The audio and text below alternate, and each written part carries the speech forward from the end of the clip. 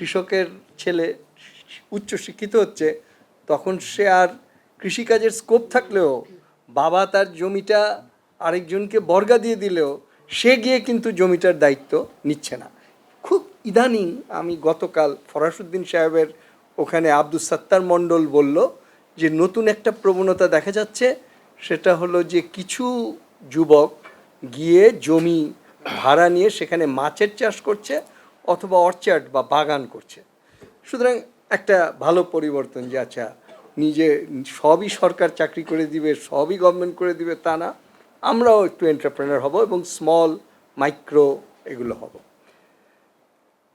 তো সেই উচ্চশিক্ষার ক্ষেত্রে যে বেকারত্বের হার, সেটা আবার আমরা চ্যাম্পিয়ন সাউথ এশিয়াতে।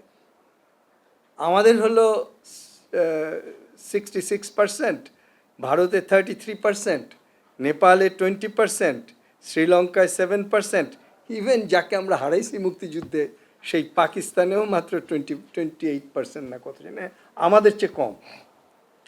তার মানে কি? তার মানে আমাদের দুইটা জায়গায় পরিবর্তন আনতে হবে।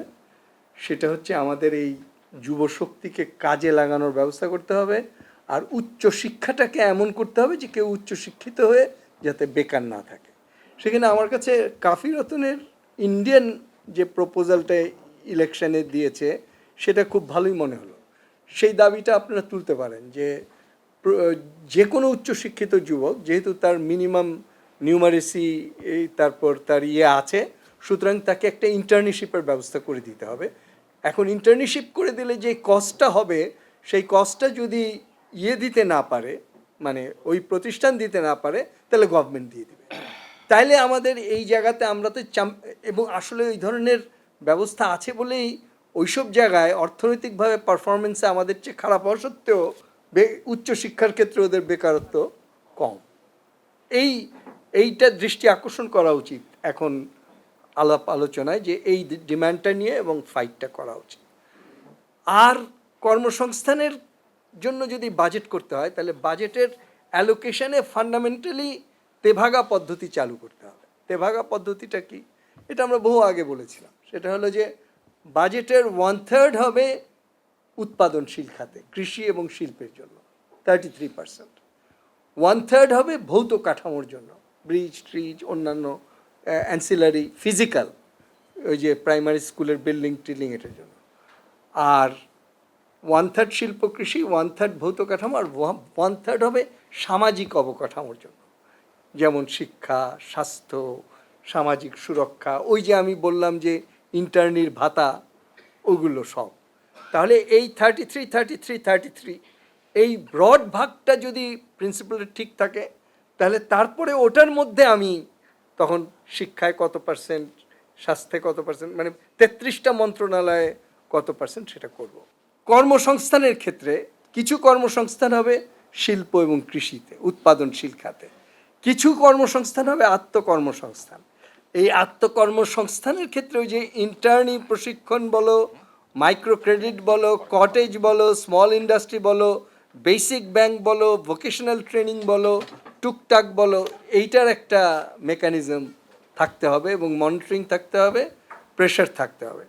কিছু কর্মসংস্থান অবশ্যই রাষ্ট্র করবে। সেটা করবে ওই যে আমাদের তো শিক্ষা ব্যবস্থাটাকে আমরা রাষ্ট্রের অধীনেই রাখতে চাই, স্বাস্থ্য ব্যবস্থাটাকে আমরা রাষ্ট্রের অধীনেই রাখতে চাই।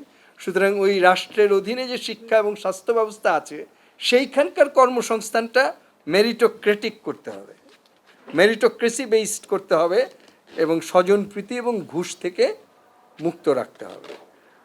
আরেকটা কর্মসংস্থানের কথা এখন ভালোভাবে ভাবতে হবে, সেটা হলো প্রবাসী শ্রমিকদের জন্য কর্মসংস্থান।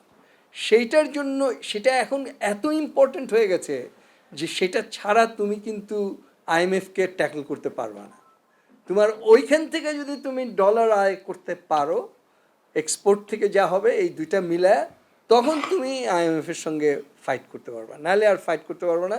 তোমার সমস্ত পলিসি সব ডিক্টেটেড বাই দেম হবে, এবং আগামী বাজেট তাই হতে যাচ্ছে।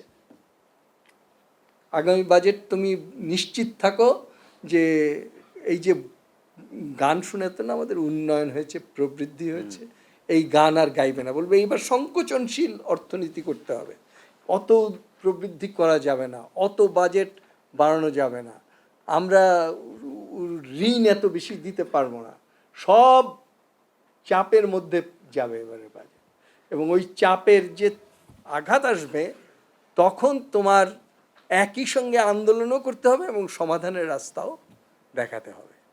এলো মুক্ত চিন্তার স্বাধীন দৈনিক খবরের কাগজ। এখন খবর হবে নিখাত, নির্ভীক, নিরপেক্ষ।